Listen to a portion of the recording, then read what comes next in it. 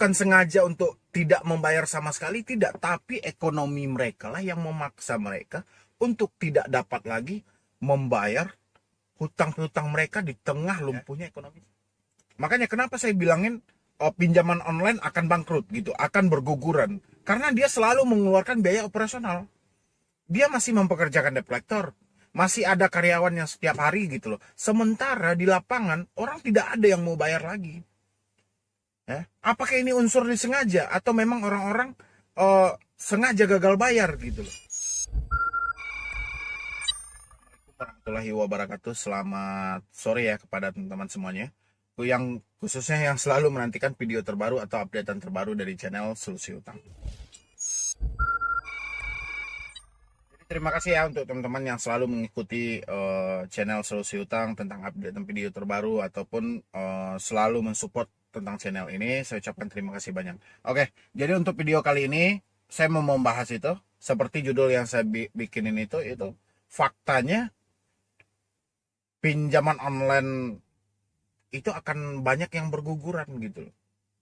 Ya. Pokoknya akan banyak yang mulai bangkrut, yang mulai pengurangan karyawan, yang mulai pokoknya akan banyak yang berguguran dan tumbang nantinya. Kenapa? Karena mungkin ya kita sama tahu kan, di tengah krisis saat ini, di tengah kelumpuhan ekonomi saat ini, orang-orang lebih ke bertahan hidup daripada mereka memikirkan hutang-hutang mereka. Ya. Dan sementara dari pihak pinjol itu mereka selalu menggunakan debt collector mereka, otomatis debt collector tetap mereka keluarkan. Makanya kenapa saya bilangin pinjaman online akan bangkrut gitu, akan berguguran, karena dia selalu mengeluarkan biaya operasional. Dia masih mempekerjakan debt collector, masih ada karyawan yang setiap hari gitu loh. Sementara di lapangan orang tidak ada yang mau bayar lagi. Ya. Apakah ini unsur disengaja atau memang orang-orang sengaja gagal bayar, gitu. Sengaja untuk tidak membayar sama sekali, tidak. Tapi ekonomi mereka lah yang memaksa mereka untuk tidak dapat lagi membayar hutang-hutang mereka di tengah lumpuhnya ekonomi saat ini. Ya, makanya saya bilangin itu dari pinjaman online itu akan banyak yang berguguran nanti, akan banyak yang tutup buku, akan banyak yang pengurangan karyawan, akan banyak, pokoknya banyaklah yang akan mereka lakukan nantinya dari pinjol ini. Kalau mereka tidak segera mengurangi karyawan mereka, kalau mereka tidak segera merubah manajemen mereka atau marketing mereka, mereka akan lumpuh total. Pinjol ini akan bangkrut habis.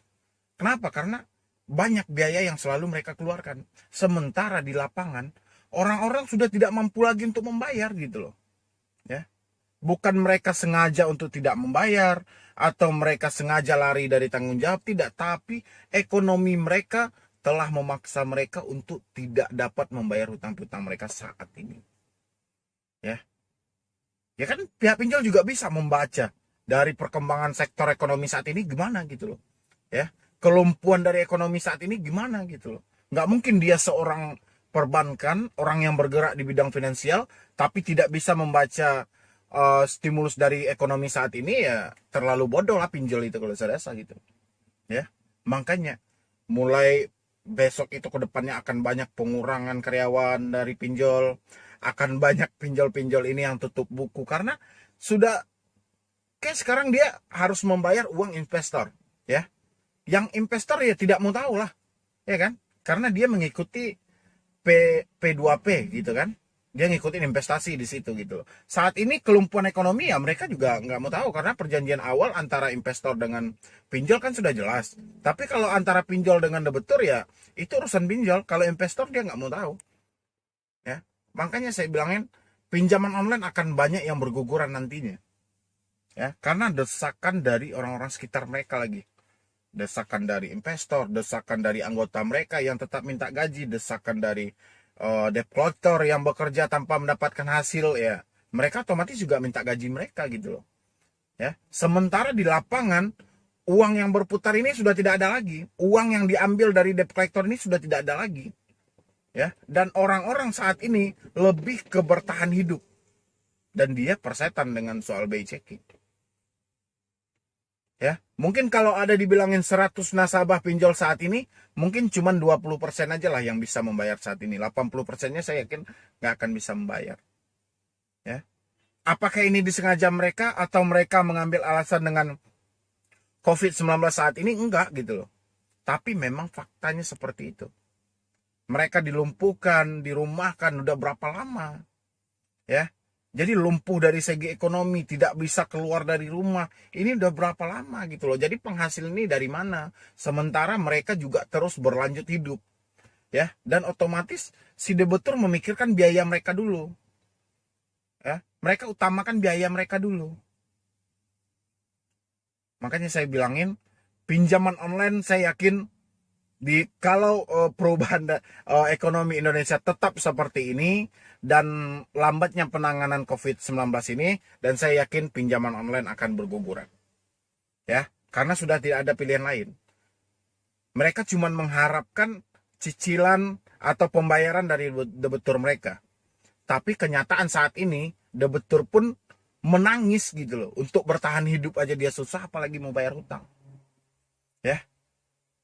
Dan yang akan berguguran juga bukan pinjaman online aja, tapi dari sektor bank, leasing juga akan banyak nantinya.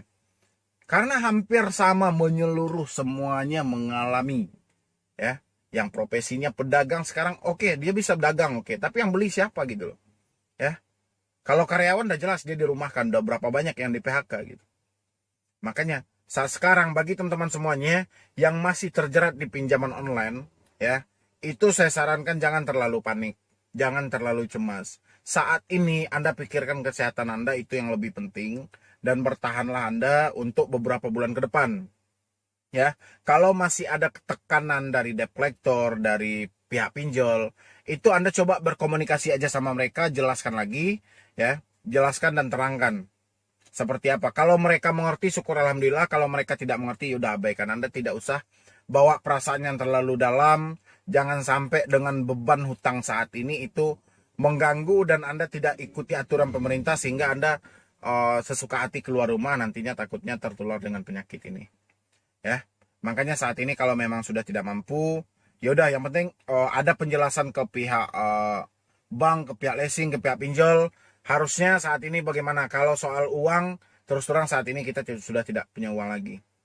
Ya, nanti minta jalannya. Tapi kalau memang saat ini Anda ada uang, Anda masih ada pegangan untuk kebutuhan masih tercukupi, silahkan. Selesaikanlah permasalahan Anda, itu lebih cepat, lebih baik gitu loh. Tapi kalau memang betul-betul, ini betul-betul ya, memang betul-betul ekonomi sudah tidak memungkinkan lagi, untuk bertahan hidup aja sudah susah, ya apa boleh buat. Yang penting saat ini jaga terus kesehatan Anda, utamakan dulu kebutuhan pokok Anda.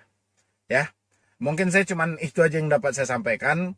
Terlebih dan terkurangnya saya mohon maaf. Nanti bagi teman-teman semuanya yang mau konsultasi atau diskusi sama saya, silahkan di nomor yang ada di deskripsi. Ya, nanti kita bahas gimana harusnya ke depannya, seperti apa harusnya kita menghadapi di tengah pandemik saat ini. Ya, silahkan ambil nomor saya. Ya, dan mungkin cuman itu dulu. Sekian dulu dari saya, Medi Broni. Wassalam.